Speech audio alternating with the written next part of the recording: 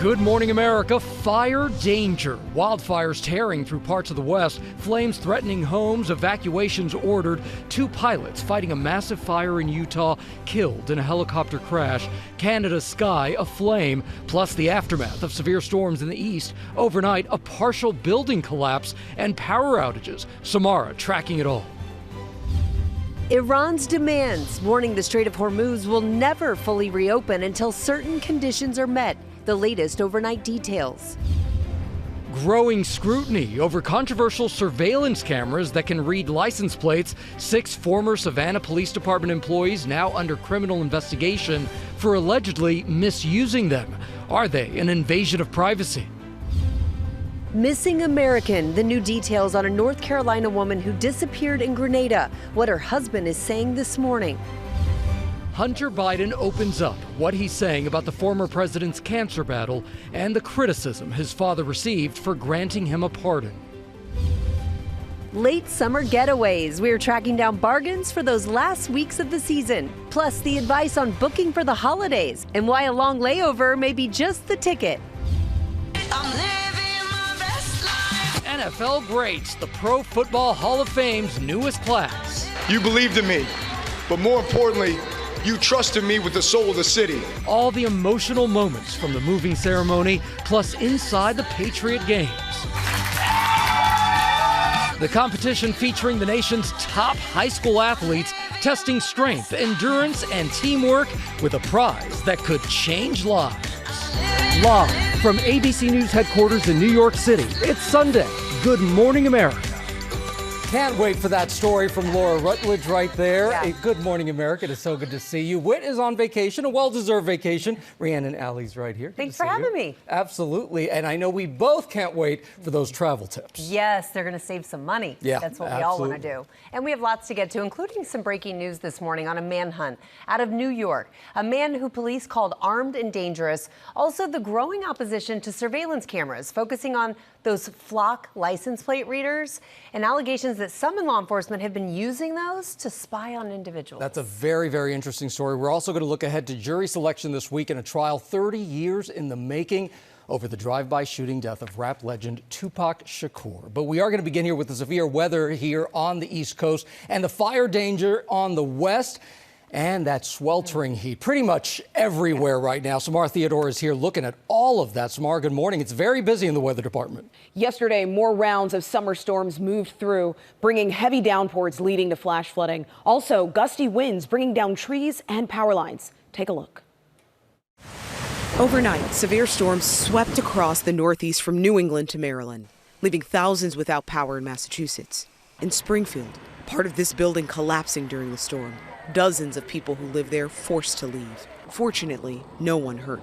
This comes after the Northeast soaked from days of downpours. In Pennsylvania, intense rainfall on Friday leaving behind widespread flooding, stormwater forming lakes in parts of Westmoreland County.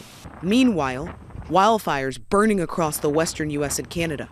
In California and Nevada, the bug fire burning, spreading across more than 6,500 acres and growing, racing towards hundreds of homes. And in Utah, new details from a crash involving this helicopter. The 2 pilots aboard fighting a massive 174 square mile wildfire, now confirmed dead. Authorities say the helicopter was in the area with steep terrain when it crashed, igniting another fire that spread into the existing wildfire.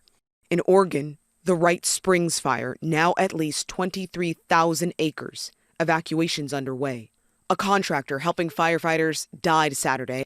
And in Canada, the skies lit up orange as more than 100 wildfires burn in British Columbia. This fire's getting a lot closer, and I'm not sure how long I'm going to be able to stay here. One evacuee narrating the chaos as he's forced to leave his home and business. We've been here since 2014. I'd like it to be another 10 years. The fires billowing, more than 20,000 people across the province forced to evacuate.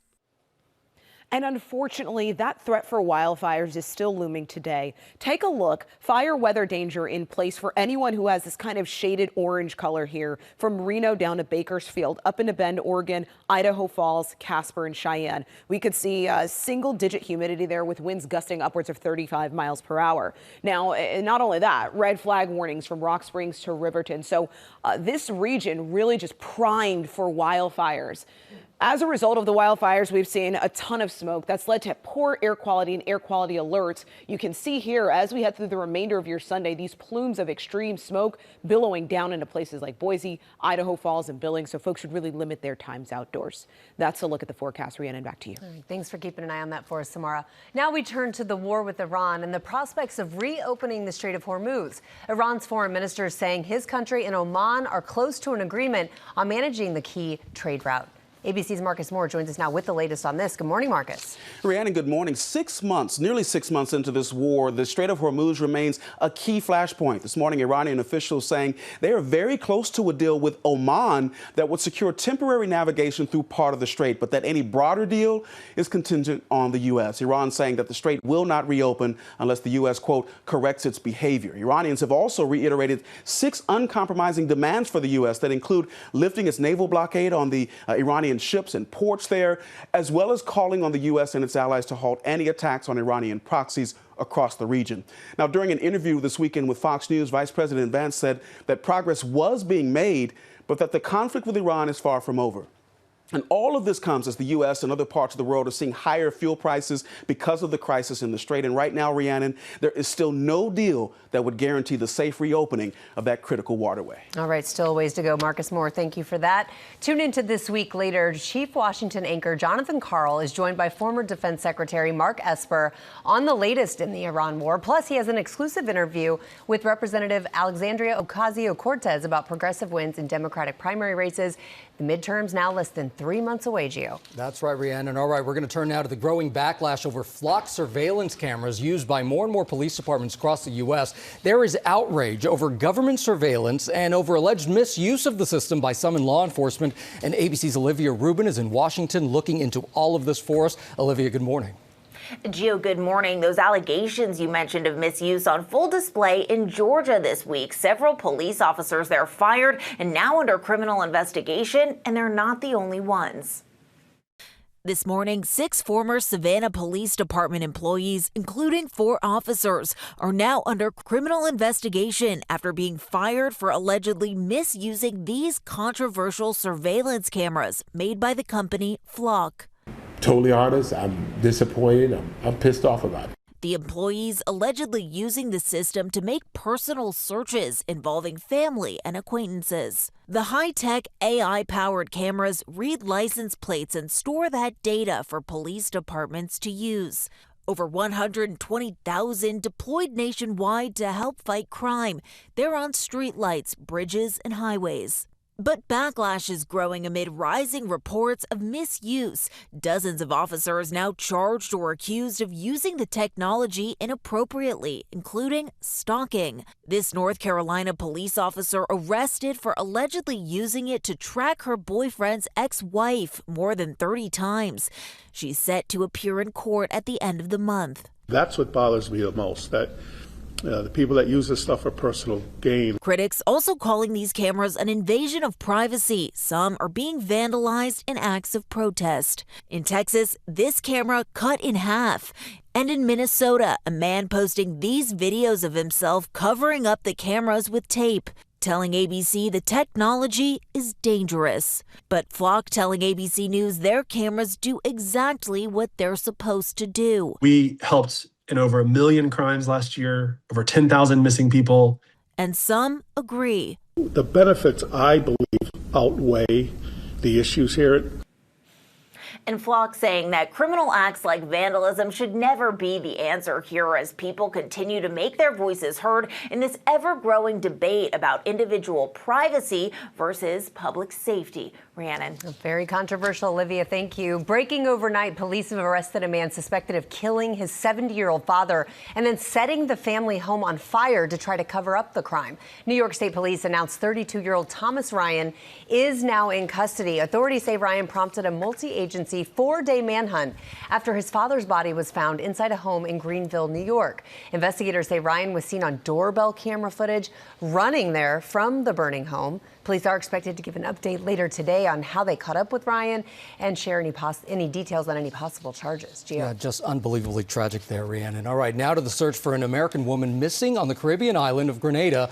Her husband speaking out this weekend, and ABC's Morgan Norwood is right here with all of this. Morgan, good morning. Good morning to you, Gio. That's right. We're learning new details about what may have been the last known sighting of missing American Liz Waddell. Her husband, Kayla, now says 2 jet skiers reported seeing and actually speaking with a woman that they believe was Liz around 5:30. This was the day that she went missing. He says that they spent about 5 to 10 minutes trying to convince her to get on a jet ski, but she reportedly told them, quote, "I'm a good swimmer," gave them a thumbs up, and then stayed in the water.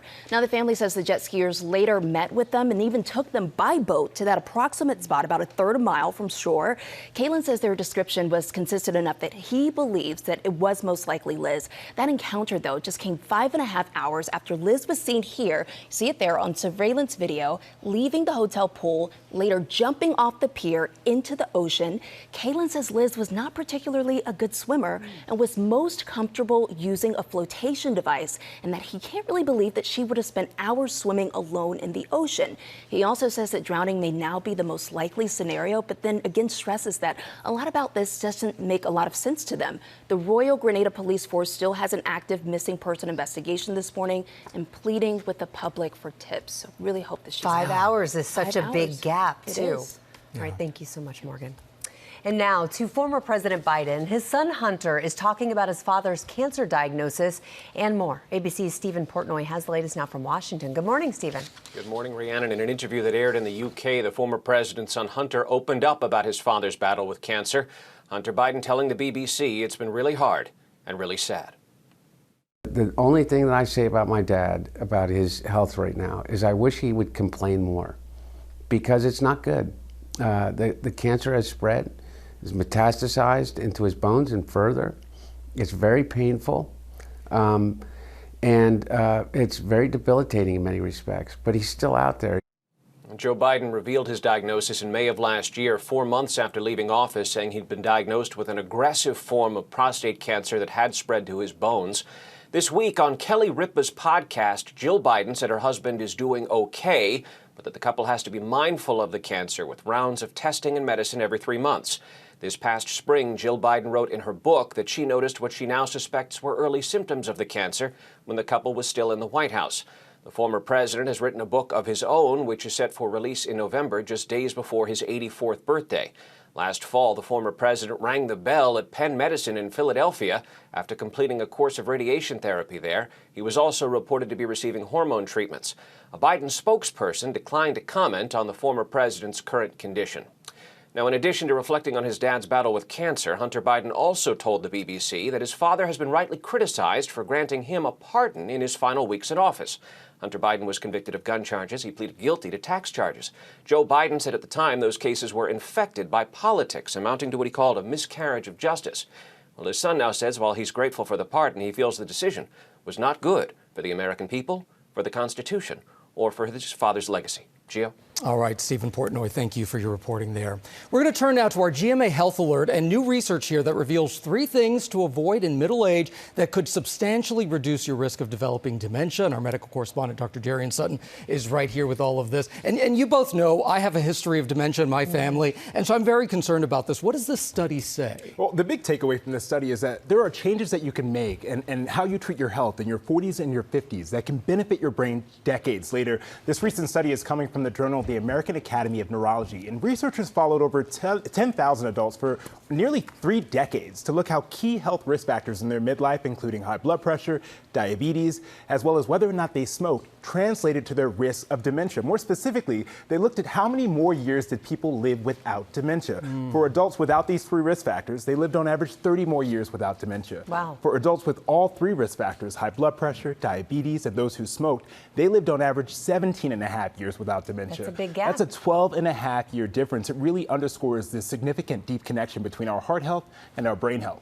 What's interesting to me about this study, too, is it speaks about the idea of health span versus lifespan. Yes. Tell us more about that. And which one is more important? Right. Lifespan is how many years you live, and health span is how many more years do you live, or how many years do you live healthy and independent. That's what the goal of this study is, understanding how we can get to a point where we're independent and healthy. Independence, and that is obviously the key here, making sure that you can take care of yourself. When I looked at those risk factors, my grandparents who had dementia both had diabetes and high blood pressure, so it's unbelievable. So how do we reduce those risk factors? This is a conversation I'm having with patients often, because in the emergency room, I'm often seeing the end results of untreated conditions that are often preventable. So we can start with high blood pressure. Number one, knowing your numbers. A healthy average for healthy people is 120/80. That top number is when your heart squeezes. That bottom number is when your heart relaxes. You want to have a goal of getting toward that. And sodium here is a real big factor. 90% of Americans eat more than the recommended amount of daily sodium. That's about 2,300 milligrams, and it's not from salty food. It's mostly from packaged and processed foods.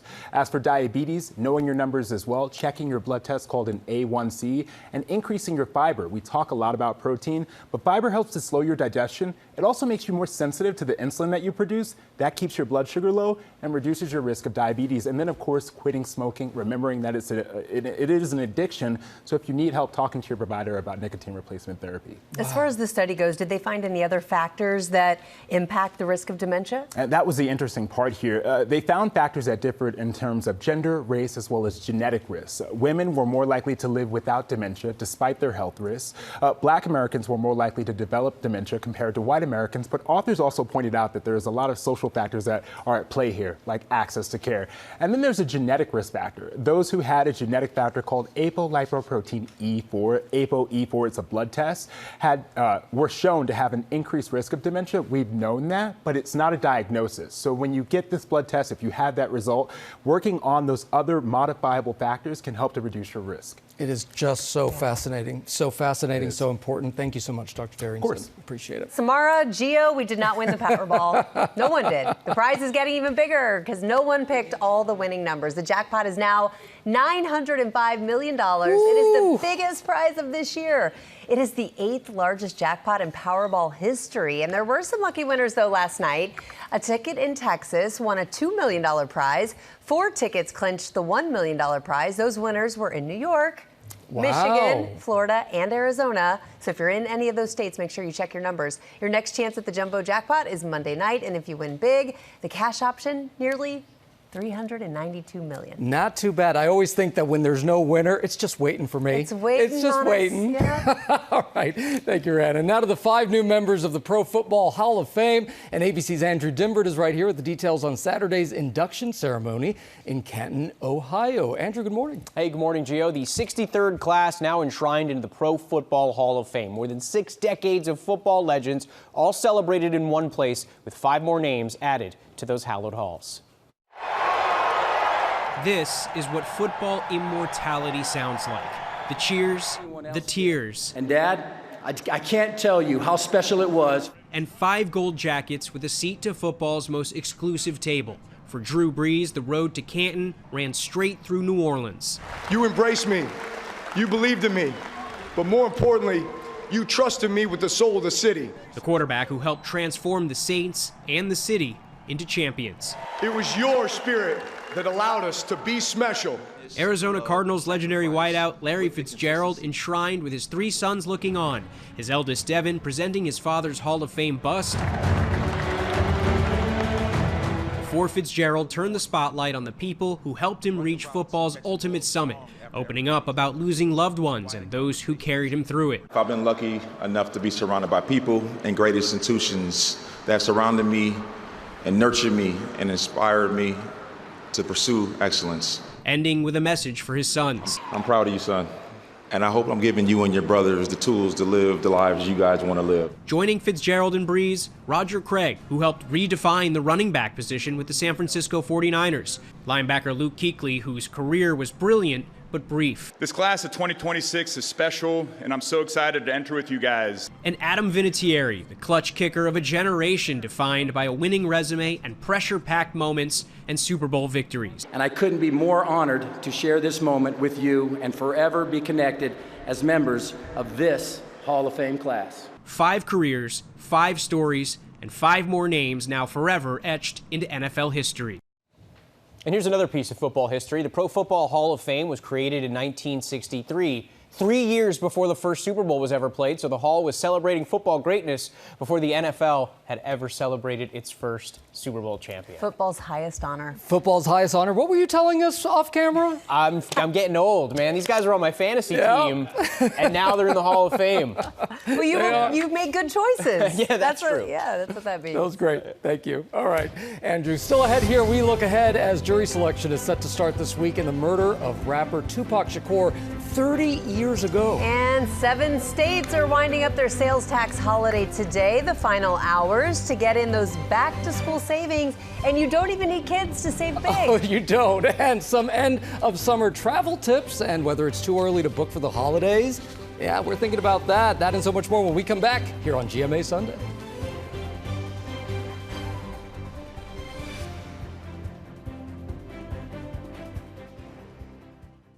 You know, Brett, if you're on the committee to throw me a welcoming party, you should actually make a little bit of an effort to become my friend and welcome me. Or else what, Robert? Brett, come on, be cool. Or else we're gonna have a very long and unpleasant senior year. I don't think anyone wants that. Oh, it is so good. So good. Welcome back to GMA. It is a delightful 1980s serial killer themed thriller by the one and only Ryan Murphy. The first 2 episodes of The Shards premiered this week on FX, Hulu, and Hulu on Disney+. Will Gans will be along shortly with more on that show that has everyone talking. We were talking about it during the commercial break. I mean, I'm kind of obsessed. Yeah, well, it's good. Very excited about that. All right, let's take a look at some of the other big stories here that we're following on this Sunday morning. Jury selection set to start this week in the Tupac Shakur murder case.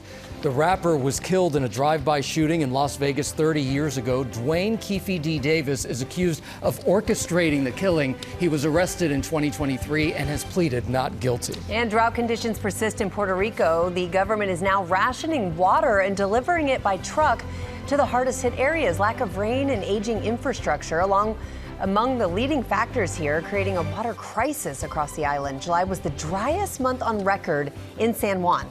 Authorities say the forecast for the next 2 weeks calls for no significant rain. My goodness. All right. And back to school sales tax holidays are still on this weekend. You still have a few days to save in Florida, Illinois, and Maryland. But check out the map right there because in 7 states, today is the last day of no sales tax for school supplies. So keep that in mind. Yeah, friends in Oklahoma, Missouri, Texas, get shopping and batter up. The Little League Softball World Series wraps up this afternoon. Owensboro, Kentucky advanced yesterday with a win over Toms River, New Jersey. They will face Clayton, North Carolina, which beat Lake Mary, Florida 4-0. Game time is 3 p.m. Eastern right here on ABC. All right, excited about that. And we are going to start this half hour here with summer going way too fast. We're already in August here, but there is still time to book a last-minute vacation, and travel expert from Going.com, Katie Nastro, is right here with ideas on that and looking ahead to the holidays. It's good to see you. Always a pleasure to be here. How are you both? Oh, we're good. We're better now that we're talking about this, right? This is our favorite topic. Let's talk about this because obviously summer's winding down, but you say it's not too late to find a deal. It's not too late to find a deal, Gio. We want travelers to understand, yes, it's been a sort of a tough summer when it comes to affordability,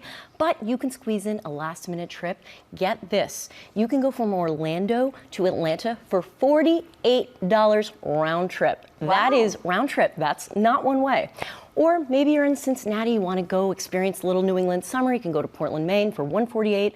Or you can go from LA to Vancouver for only $204. Or if you really want to squeeze in that Euro summer trip, Boston to Helsinki, one of the happiest places on earth, for $465. Wow. All round trip, available at the very end of August into early September. Okay, I hate that they're making me talk about the holidays because we're still in August, but we do want to save you some money. We do. So let's talk about booking for the holidays. Is that something people should be doing right now? And are there any apps out there or things people should look for? Yeah, so Rhiannon, we want travelers to be aware that prices are already running higher year over year for Thanksgiving and the winter holidays.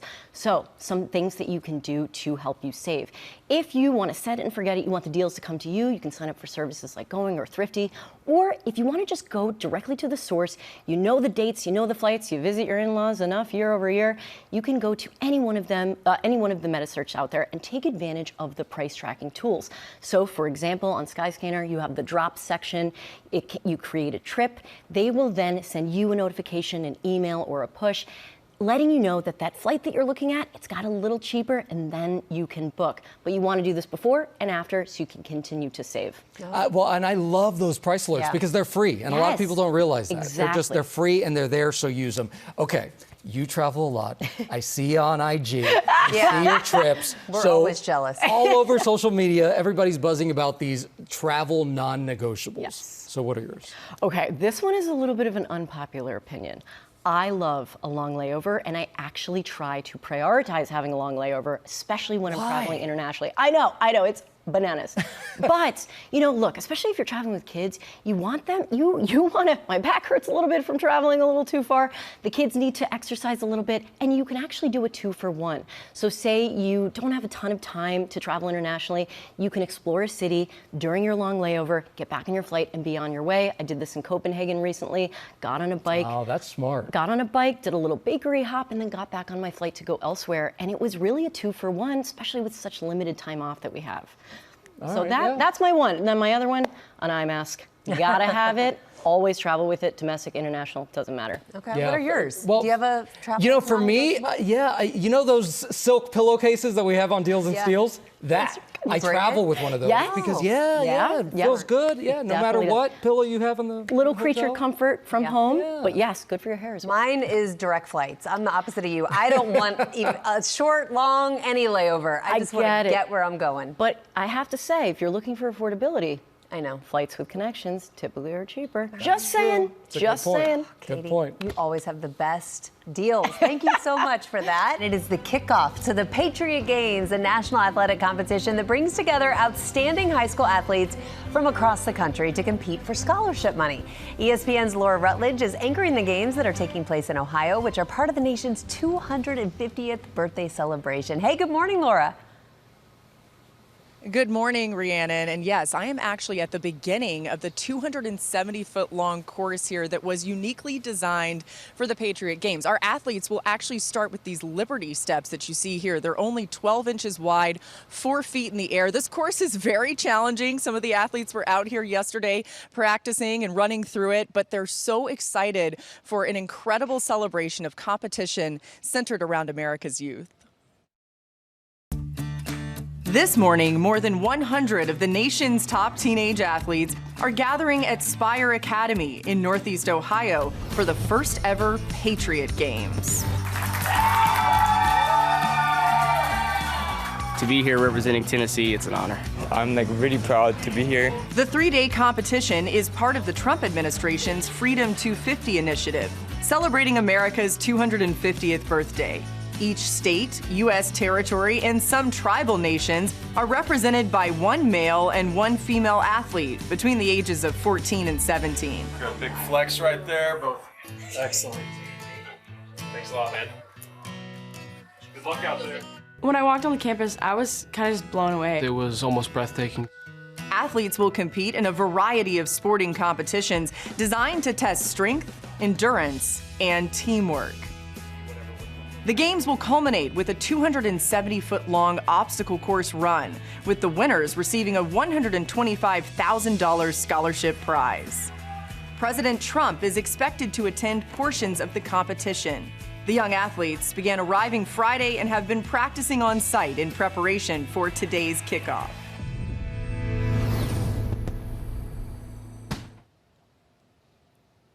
The Patriot Games will be streamed on ESPN platforms, and then on Thursday, a primetime ESPN on ABC special comes your way. Guys, I'm going to go try my hand at running this course, okay? I'll be back later. I bet you could do it. I mean, that looks tough. It does look really tough. That is a great story, Laura. Thank you so much for bringing that to us. We appreciate it.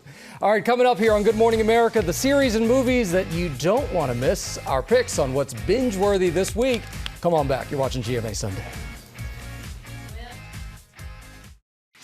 All right, we are back now on GMA, and if you want to escape the heat to chill in the theater or even on the couch, we've got you covered right here with another edition of Binge this. Binge this. There it is. Will Gans is here with the top picks. That was good. Yeah, that Right was on good. cue. Thank you very much. I appreciate the enthusiasm. All right, so if we're looking for good guys to root for, nobody is more of a good guy than Peter Parker. Spider-Man Brand New Day, currently in its record-breaking second weekend in theaters, having recently become the fastest movie to reach $500 million domestically, and with good reason. I like to describe this as a superhuman superhero movie with excellent performances and undeniable chemistry, of course, between Tom Holland and Zendaya. You can check out Spider-Man Brand New Day to see what all the well-deserved hype is about in theaters right now. And of course, another fan favorite good guy, Ted Lasso, returned to the small screen this week. Jason Sudeikis is back with his mustache as the eternal optimist who's asked to return to Richmond to coach a women's soccer team this season. The stellar supporting cast is back as well, including Hannah Waddingham, Brett Goldstein, Juno Temple, all the fan faves. Can't help but be in a good mood when you watch this show. And Jason Sudeikis, also from Kansas City, and Kansas City is featured heavily. It is, and the barbecue sauce as well. Yes, exactly. All right, if you're looking for some... Yeah, I was going to ask about some leading ladies. That's exactly right. Okay, Lioness is on Paramount Plus, and it's back for season 3. This show stars Zoe Saldana as a CIA officer assigned to her most personal mission yet, walking the line between duty and home as unforeseen forces circle her world. The Taylor Sheridan Show also stars Morgan Freeman and Nicole Kidman. Wow. What a cast. New episodes dropping every Sunday night. And for something totally different, I love this. Okay, Mary Oliver, Saved by the Beauty of the World, is a documentary about the late, great American author Mary Oliver. The documentary features commentary from John Waters, Stephen Colbert, sound from the poet herself. The doc is only 90 minutes. You can rent it on Fandango or Apple TV+. This is the poet who asked, "Tell me, what is it you plan to do with your one wild and precious life?" And I think the message is just beautiful. Oh, that is beautiful. Yeah. Okay, must-see main characters. What you got? All right, we got some juicy stuff for you. Fans are going mad over Furious, Hulu's new thriller starring Emmy Rossum as a rookie FBI agent hunting down a female serial killer played by Lola Pettigrew. Already halfway through the season, and NPR calls it unforgettable. You can see what everyone's been talking about because the first 4 episodes of Furious are streaming now on Hulu and Disney+.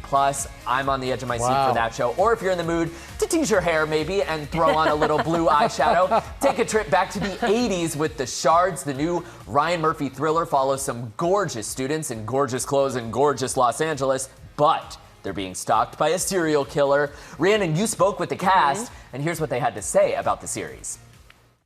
It's what feels like life and death to this group of high school seniors against the backdrop of actual life and death. It's like 2 different shows being filmed at the same time. Yeah. We're kind of like having the fun high school, party things, and then on the flip side of that is like real Ryan Murphy, American Horror Story type things.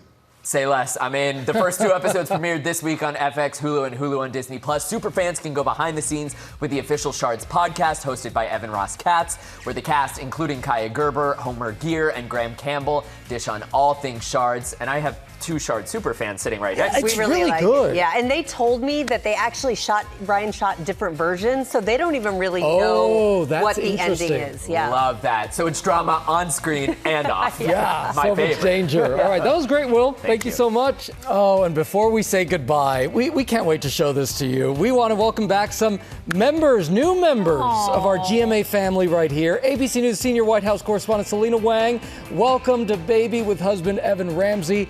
Atlas weighed 7 pounds, 7 ounces, measured 21 inches long. I love that name, Atlas. Selena says that name is actually a nod to all the places around the world that she and her husband have been to these last few years. Oh, what how a magical. Beautiful tribute. Yes, Atlas. And we also want to share ABC News correspondent Ika Jachi and his wife, Faven. They welcomed a little boy as well. So look, Atlas has a best friend. That is Obana. And Obana entered the world weighing 7 pounds, 10 ounces.